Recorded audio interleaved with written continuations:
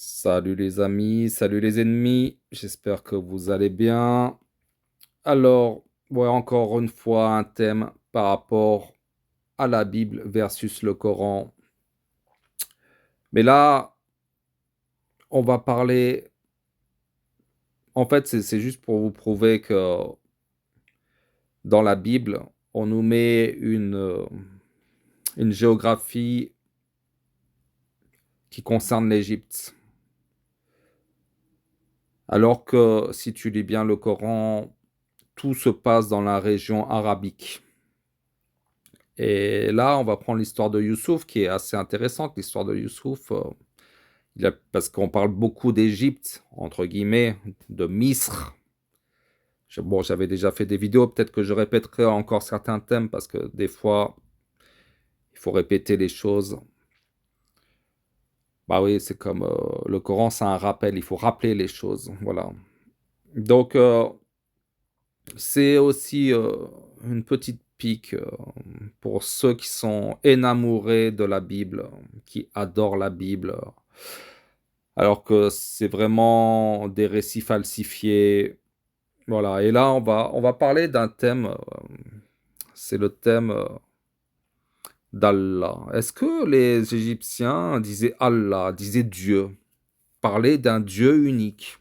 En tout cas, faisait référence à Dieu, tout comme le peuple de Mohammed faisait référence à Dieu, sauf que il mettait des associés à côté, hein. Mais le problème du peuple égyptien, c'est que non, il ne faisait jamais référence à Dieu, contrairement au peuple de Mohammed, ou contrairement à des peuples qui concernent les histoires coraniques, hein. Donc, on va lire ce verset, là, 12-31. Je mets la situation. C'est la patronne de Joseph. Elle est amoureuse de Joseph. Elle désire Joseph, hein. Elle n'arrive pas à obtenir ce qu'elle veut. Et le bruit s'est vite répandu dans la ville, comme quoi elle s'est pris un vent, hein.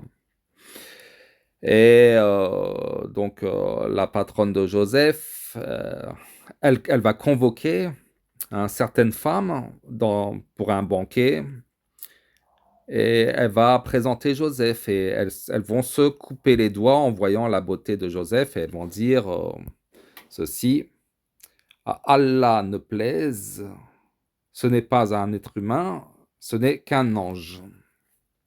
Et là, elle parle d'Allah, God en anglais. Curieux. Maintenant, on va aller voir un peu la mythologie égyptienne. Donc, la mythologie égyptienne, c'est les Égyptiens sont polythéistes, c'est-à-dire qu'ils croient et honorent plusieurs dieux. Chaque ville, chaque région voue divers cultes à divers dieux. Les principaux dieux sont représentés sous un aspect mi-humain, mi-animal, comme Horus, le faucon, Thoth, l'oiseau, Ibis, Hathor, aux cornes de vache, et pattes momifiées. Donc, on continue. Un peu plus loin, les principaux dieux de l'Égypte antique, Ré ou Ra, dieu du soleil coiffé d'un disque solaire, protégé par un cobra. Il est l'un des anciens dieux, des plus anciens dieux, etc. Osiris.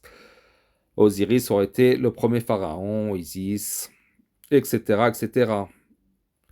Et si on voit un peu l'organigramme, hein, la hiérarchie des dieux, ce serait comme ceci. Donc, il n'y a pas Ra, Ra, le dieu du soleil, en haut, tout en haut de l'échelle. On ne parle pas de Dieu, on ne parle pas d'Allah. Pourtant, le Coran, les femmes soi-disant égyptiennes, qui sont de Misr, disent Allah. Et voire même, là, nous avons des situations où Youssouf est gouverneur de Misr, et Youssouf dit qu'Allah nous garde. Et ça choque personne. Youssouf, en tant que gouverneur de Misr, est en cachant l'identité à ses frères, parle d'Allah en tant que gouverneur de Misr. Et également ici, Youssouf, qui est Al-Aziz, donc le gouverneur de Misr, parle encore une fois d'Allah, enfin certes. Enfin ici, c'est pas Youssouf, mais les frères de Youssouf qui parlent d'Allah. Certes, Allah récompense les charitables. Pourquoi il ne parlerait pas de Ra, de Horus, de Isis? On voit bien qu'on n'est pas en Égypte. Pour conclure, parler de l'Égypte en ne mentionnant jamais une fois le nom de leur divinité, alors que le Coran mentionne les divinités du peuple de Noé, voilà. Dans la sourate Noé, Allah nous cite, et ils ont dit n'abandonnez jamais vos divinités et n'abandonnez jamais Wad, Suwa, Sagou, Yaouk et Nasr. Et voire même, là, on nous cite dans la sourate 53 les divinités, il me semble, du peuple de Mohammed. Et bizarrement, ce sont des divinités qui étaient aussi citées à Petra. Mais bon, que vous ensemble des divinités Lat et Uzza, ainsi que Manat, cette troisième autre. C'est bizarre que c'est quand même le récit de Youssouf, de Moussa se passe soi-disant en Égypte et on ne cite jamais Ra, Osiris, Isis, Aton et je ne sais quoi. Non, jamais, jamais, jamais, jamais.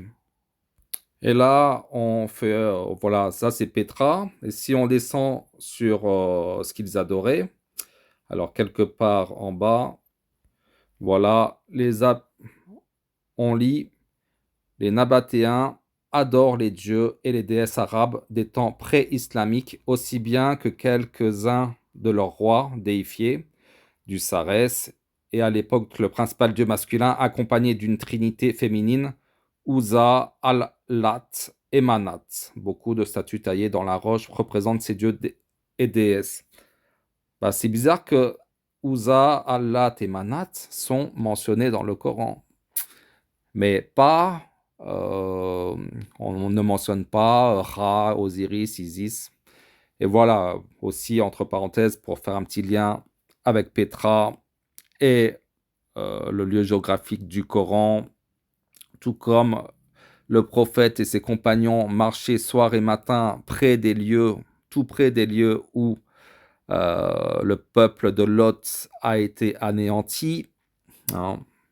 Donc, ce serait plutôt une région du nord plutôt qu'à la Mecque. Il ne me semble pas, j'ai jamais entendu parler de rumeurs comme quoi le peuple de Lot a été anéanti à la Mecque.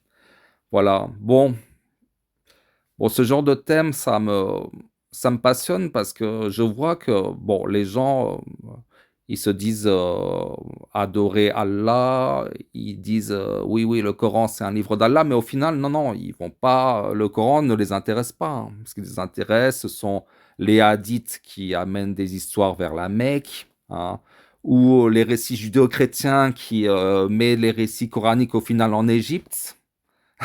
Mais le Coran, étudier le Coran, méditer le Coran pour voir les incohérences qui sautent aux yeux.